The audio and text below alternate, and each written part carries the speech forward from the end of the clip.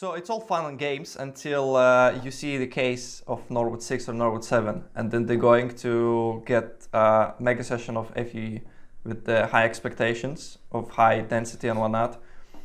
So we again seeing it more happening more often. People are like forgetting FUT altogether, and I know you had the FUT, which is a very good example of like.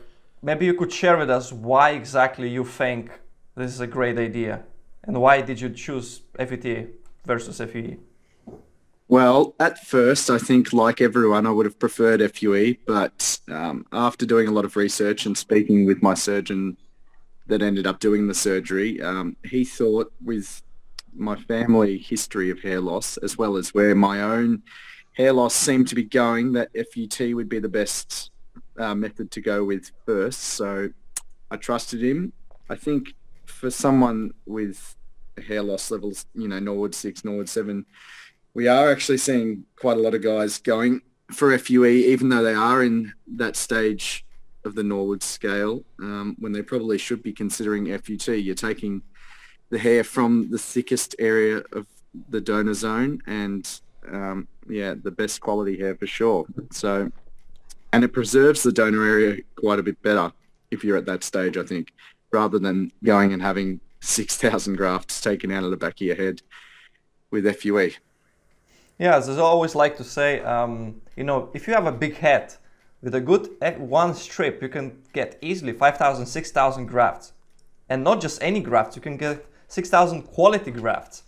Like the thickest, healthiest grafts from this, safe zone, basically.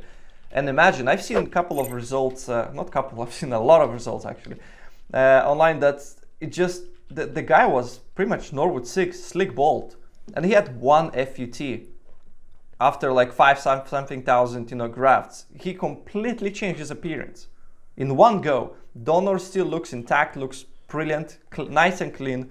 You will never say that this guy had anything done, as opposed to FUE. I mean, if it's done again in a proper way, it's still fun. We all seen Dr. Zarev in Bulgaria. It's like, I don't know how he is doing his surgeries, but he's able to extract like over 10,000 grafts easily without compromising on donor, basically, quality, at least visual.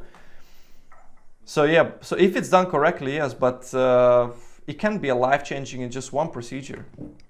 Some of these guys I see, and they're like, oh no, I don't want to get FUT because I don't want to have to cut my hair, have my hair longer on the, the back and sides of my head. But these guys have progressed so far with their hair loss. I'm like, you don't have any hair right now anyway,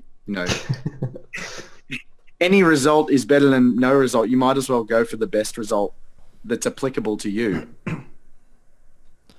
Yeah, I think exactly. there's some issues with, I think FUT is perceived as is by definition the older technique, but there's a few issues with FUE misconceptions. One, a lot of people think it's scarless. It's not. You get to a certain threshold where the surface area of the scar tissue exceeds that of FUT.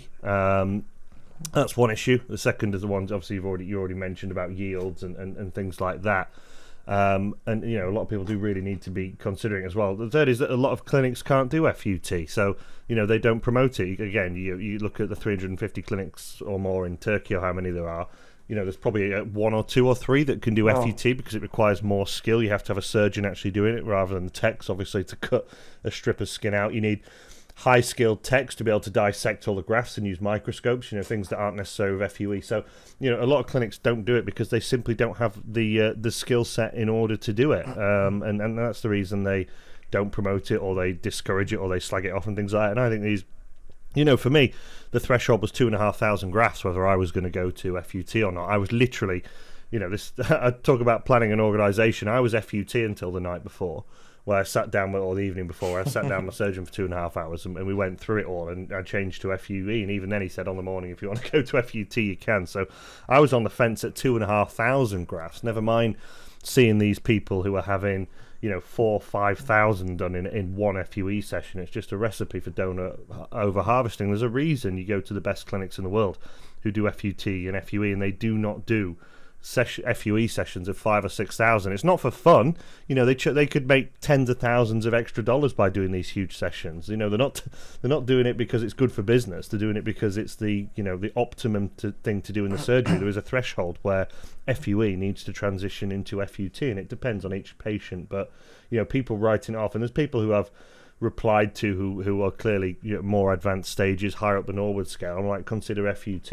And straight away they dismiss it, and it's like, well, that's how you're going to get the best result. You know, a good surgeon will create, there's some variables with the scarring, but a good surgeon will create a very good scar.